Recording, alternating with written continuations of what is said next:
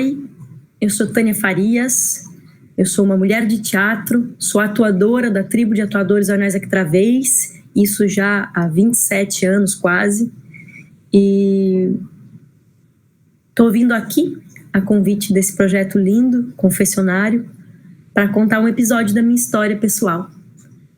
Um episódio que eu também conto num trabalho solo que chama Desmontagem, evocando os mortos poéticas da experiência.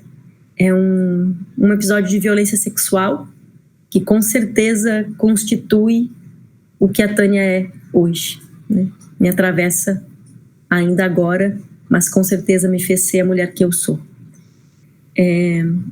Eu tinha 19 anos, fazia uma oficina no Anais Ectravez, na Terreira da Tribo, e havia uma oficina que que terminava muito tarde. E eu, então, pegava o último ônibus para onde eu morava. Eu morava na periferia, eu morava no bairro Partenon, na Vila João Pessoa. A gente costuma dizer lá que é pé do Campo da Tuca ou pé do Morro da Cruz, é um pouquinho antes de começar a subir. Então eu pegava o São José, é o nome, e do ônibus. E nessa noite eu desci do São José, eu tinha que caminhar cerca de meia quadra até a minha casa, e eu me deparei com 4 homens. Sabe, quando tem aquela intuição que diz pra ti assim, corre, né, que tu tá correndo risco. E eu entrei na minha rua e comecei a correr. E eles correram e acabaram me dominando, me pegando um pouquinho antes de eu estar na frente da minha casa. Eu estava em frente à casa ao lado. A casa ao lado era uma casa abandonada, era um terreno baldio, assim, cheio de árvore. E, bom, foi ali que eles conseguiram me dominar. E tem uma questão para mim que é muito forte, que quando eu penso hoje, eu acho que é quase como a segunda vez que eu fui violentada. Foi no dia seguinte, quando eu saí da minha casa, pela primeira vez depois da violência. Eu me deparei com uma rua inteira, né, sabendo do que tinha acontecido. Porque o vizinho da frente, e é importante dizer que eu morava nessa rua desde que eu tinha 1 ano e meio, né? Então desde que eu era bebezinho.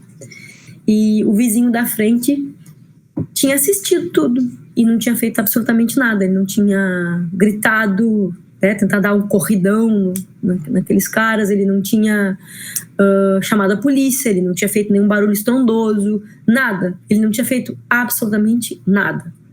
Os vizinhos da frente tinham optado por assistir o espetáculo e fazer para mim o favor de contar no outro dia que a Tânia, aquela bebezinha que cresceu na rua, tinha tido essa experiência terrível na noite anterior. E era absurdamente violento para mim andar na rua com aqueles olhares, com aquelas senhoras que me conheciam desde menininha, querendo falar comigo, querendo saber como tinha sido, dizer que lamentavam. E de verdade aquilo para mim era o terror, porque eu não queria falar sobre aquilo naquele momento. Eu queria que aquilo fosse um segredo terrível, que eu queria guardar a 1000 chaves para que ninguém soubesse. E com o passar dos dias a coisa piorava, porque eu ia me sentindo cada vez mais culpada, cada vez mais suja. E uma coisa engraçada é que as pessoas costumam falar, né, barbaridades para as mulheres que foram violentadas. Uma das barbaridades é que nós provocamos os estupros, né? Então é porque a gente estava de tomara que caia, porque eu estava usando uma mini saia. E eu acho engraçado pensar no meu episódio de violência, porque era inverno, eu tava com um sobretudo de couro fechado até aqui. Ele era até o meio da canela, eu tava de bota de couro até os joelhos, então não dava para ver meu corpo de maneira nenhuma. Dava para ver um pedacinho do meu rosto que sobrava entre a boina e a gola alta do meu sobretudo.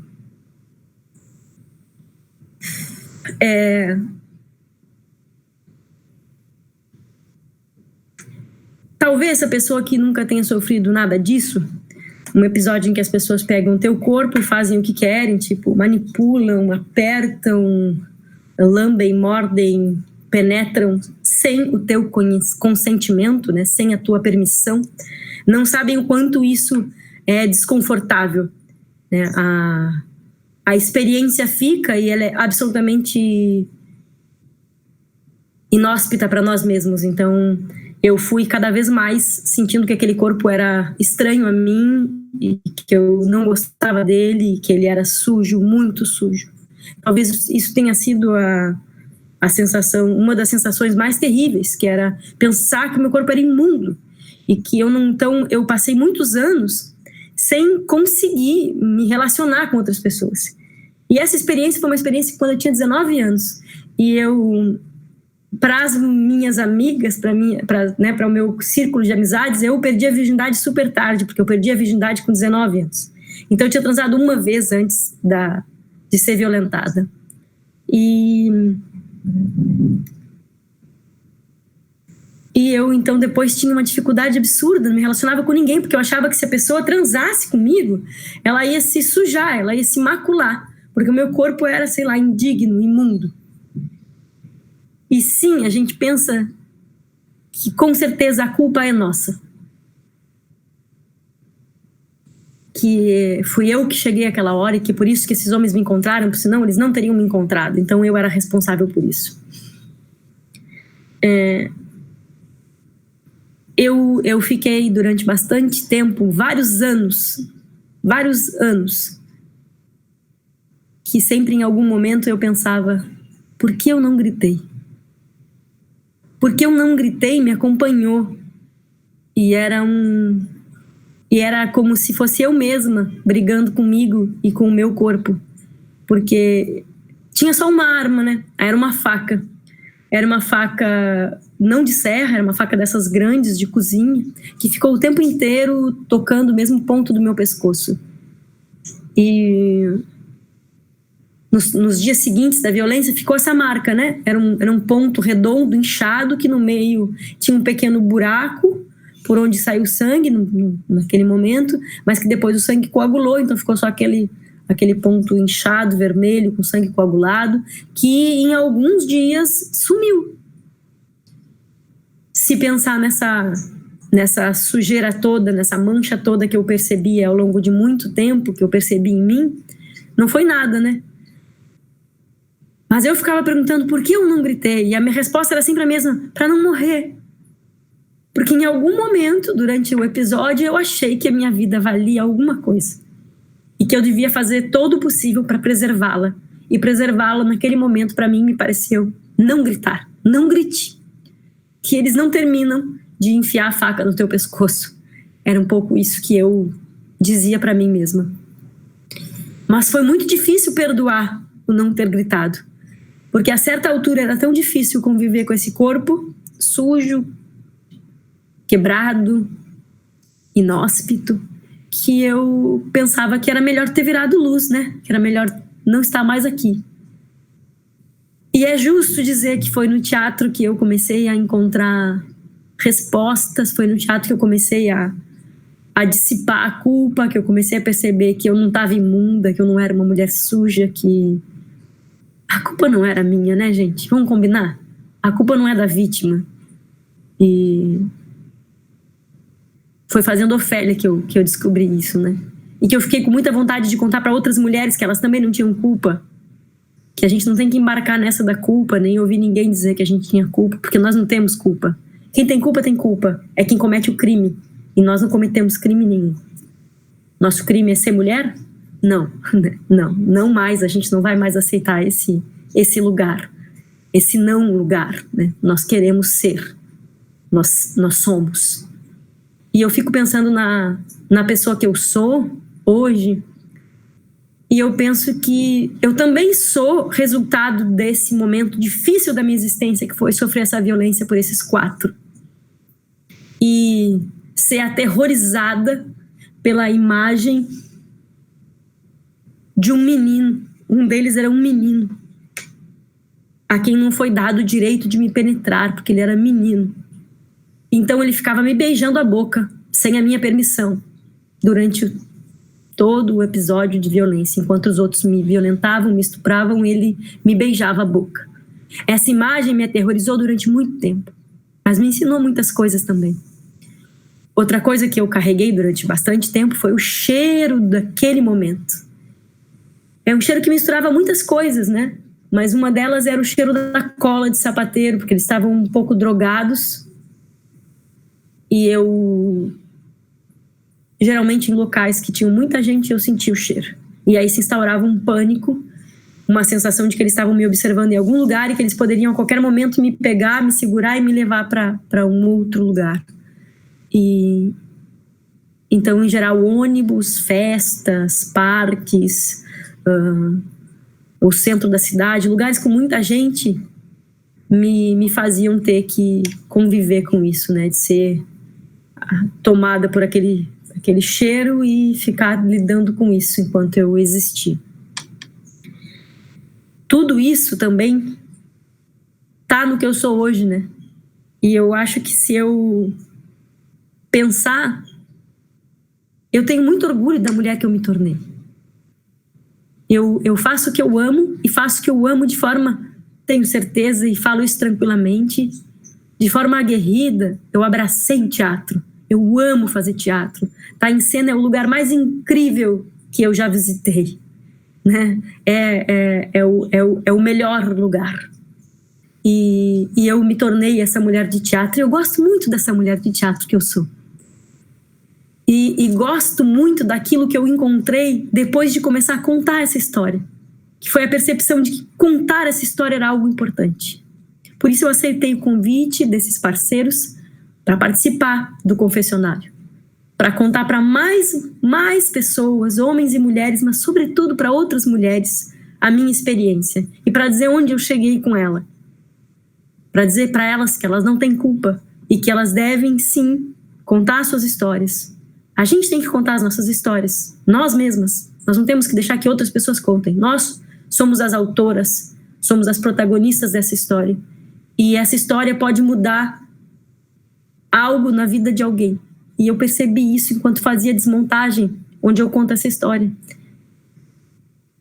Um pouquinho antes de fazer ela pela primeira vez para outras pessoas, eu pensei, Tânia, para que contar isso?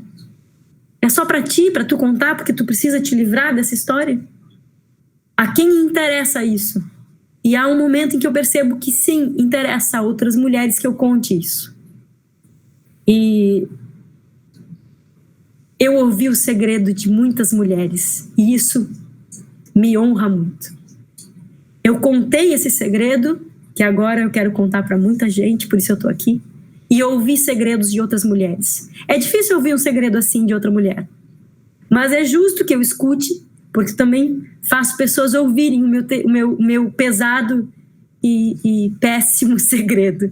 Então, era justo que eu ouvisse. Isso também fez com que eu percebesse que eu não estava sozinha. Que nós não estamos sozinhas. Que nós temos outras mulheres, outras camaradas que estão aí convivendo cotidianamente com a misoginia, com a violência, com o machismo. Então, é preciso que a gente tome as nossas vozes, que a gente diga em alto e bom som, de preferência juntas, parem de nos matar. Nenhuma menos. O nosso corpo não vai ser playground da misoginia, do machismo e do patriarcado. Basta. E para que isso realmente seja um basta definitivo, é preciso que a gente se una. É preciso que a gente não seja também algoz de outra mulher. Que a gente nunca chame uma outra companheira de louca, porque isso é o que o patriarcado faz com a gente todo o tempo. Porque a mesma mulher que é aquela que diz, puxa, como ela é guerreira, vai ser a mulher que quando encher o saco, vai ser chamada de histérica. Que a gente não faça isso. Que a gente esteja atento para não reproduzir isso que o patriarcado nos enfiou goela abaixo. Então, eu quero agradecer vocês por terem ouvido a minha história. Espero que ela, de alguma forma, sirva. Não é fácil contar. Toda vez que a gente conta, dá aquela remexida, né? Num lugar difícil. Mas é importante contar. Então, obrigado pela escuta. Sigamos juntas. Nenhuma menos.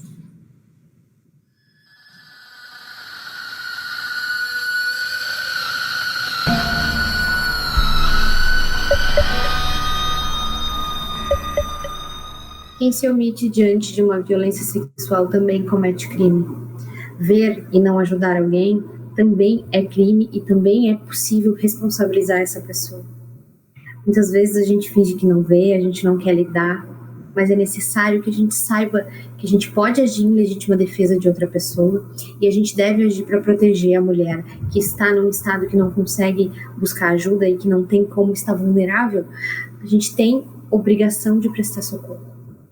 E esse socorro, ele também pode acontecer dentro de hospitais, dentro da rede de acolhimento. Uma mulher vítima de violência sexual, ela não precisa de um boletim de ocorrência para ser atendida.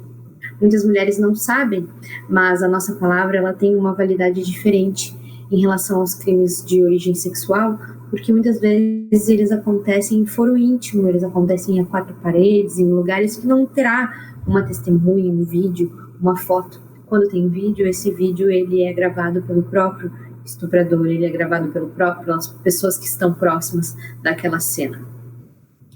A mulher, ela tem direito à proteção no primeiro minuto.